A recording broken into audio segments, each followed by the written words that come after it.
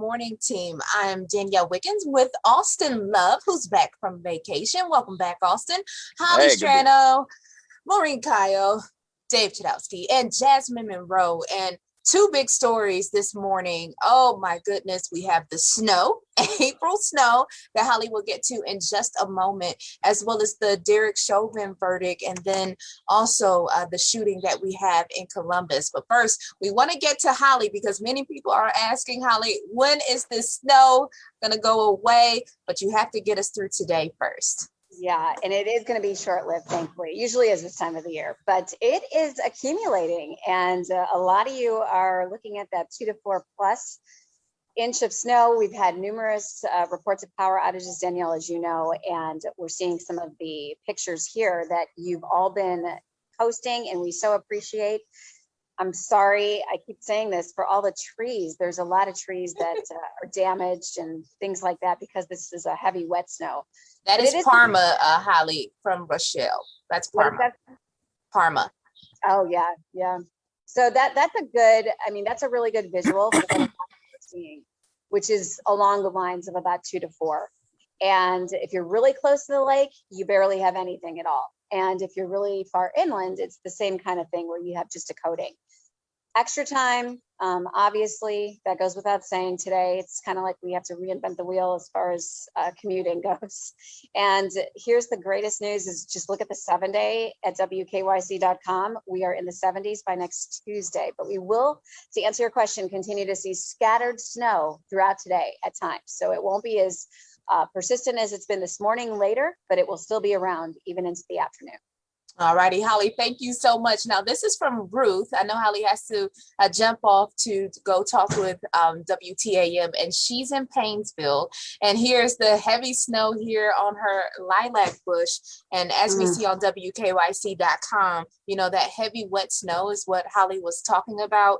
It is causing also some power outages because, you know, that snow gets on the power cables, they fall down. So 29,000 power outages throughout Northeast Ohio. So Mo, you had a good idea. Make sure that you give everyone that you may know a call this morning so that they're not late. Hopefully their phone is charged up. And this again is Parma as well. So pretty pictures here, but yet really not something that you want to drive. That'd be pretty in December, Danny.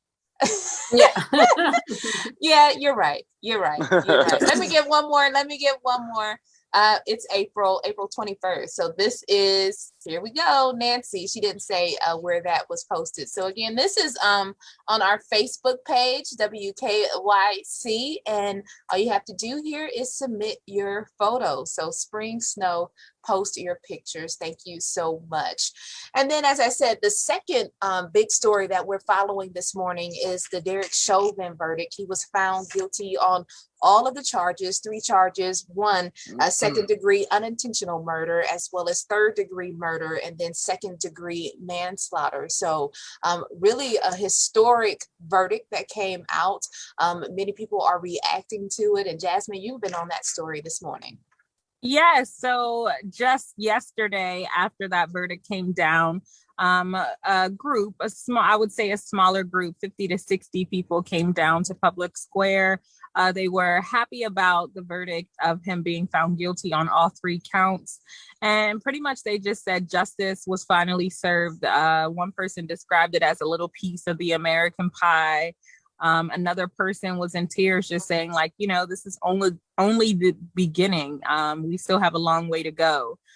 We also watched what happened in Columbus to that 16-year-old girl. So they said, you know, while some people are happy, other people are saying, you know, like that was supposed to happen. You know, he was supposed to be found guilty. It shouldn't have took this long. So, you know, you have 2 sides to the fence. We also got a chance to speak to the Cleveland Police Union director, and he pretty much said what happened in that case was the jury looked at the evidence and they found him guilty. That is typically what happens in the justice system. So he was saying that, you know, some people described it as, you know, our policing is on trial too with the case of George Floyd.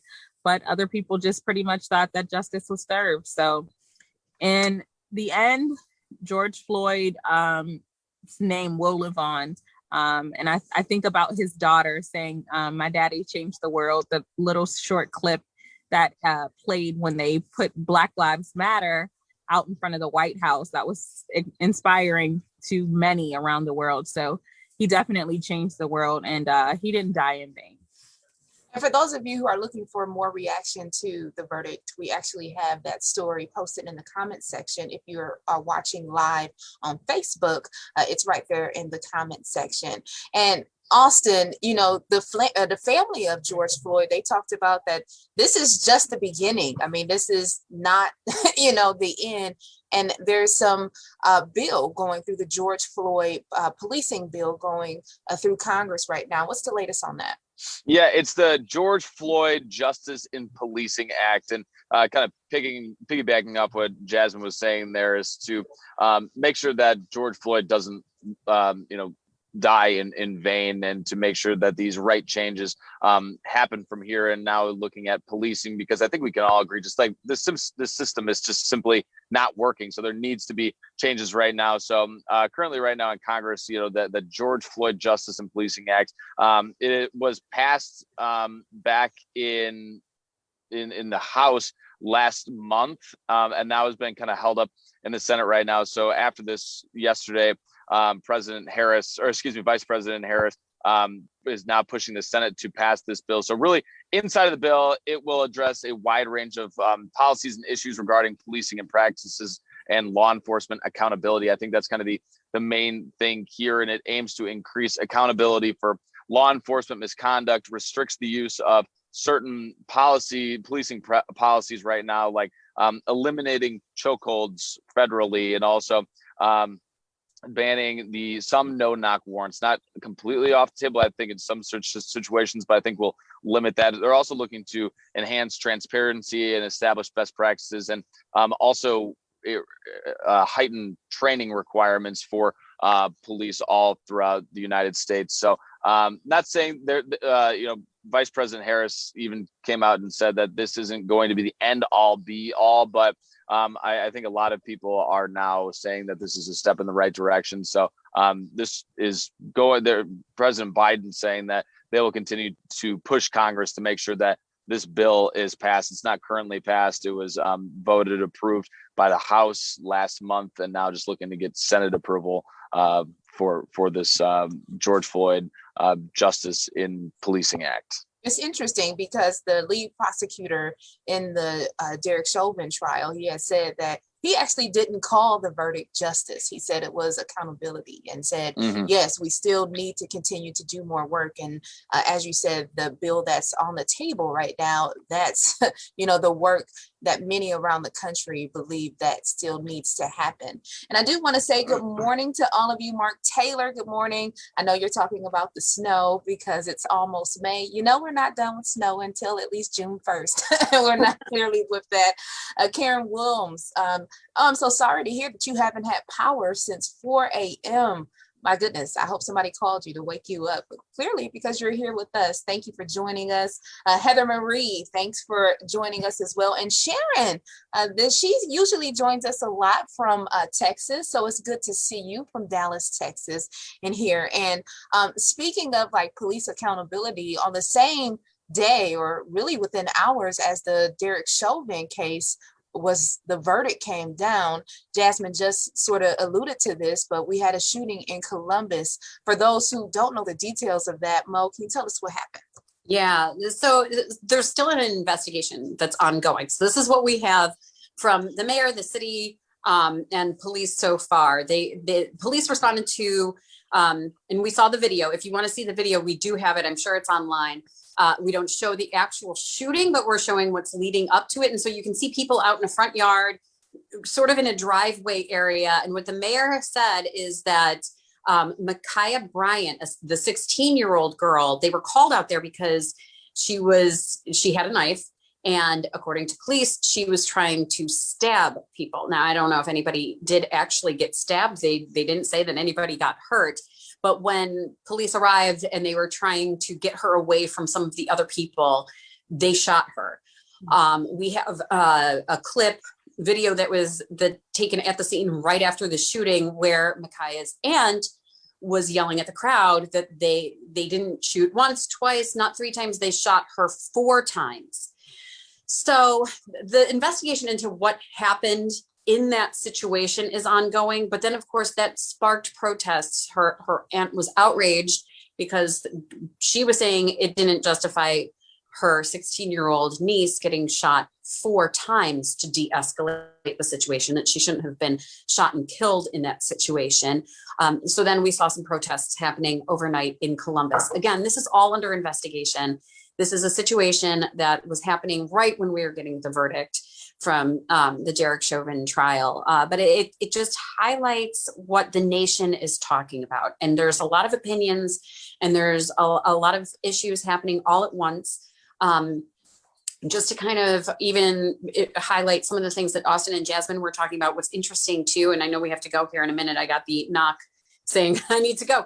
But what was interesting is if you listened to the testimony and if you really paid attention to the trial, and I want to ask yourself, you guys should all ask yourself, did I really pay attention to the trial? If you paid attention to what the prosecution was doing, they were making sure that it was Derek Chauvin, the man, on trial for these crimes, not the Minneapolis Police Department and not police in general. So they wanted to separate him during that trial for the jury to take a look at, did this man do these things and did it cause George Floyd's death? But then at the same time, we have this, we're using this as the catalyst into, does policing need change with George Floyd's case and all of the other cases that have been happening across the world. So, and take a look at what they're talking about too with policing changes, because I think a lot of people misunderstand defunding police, and you might agree or disagree with some of the policy changes that they are looking at, whether,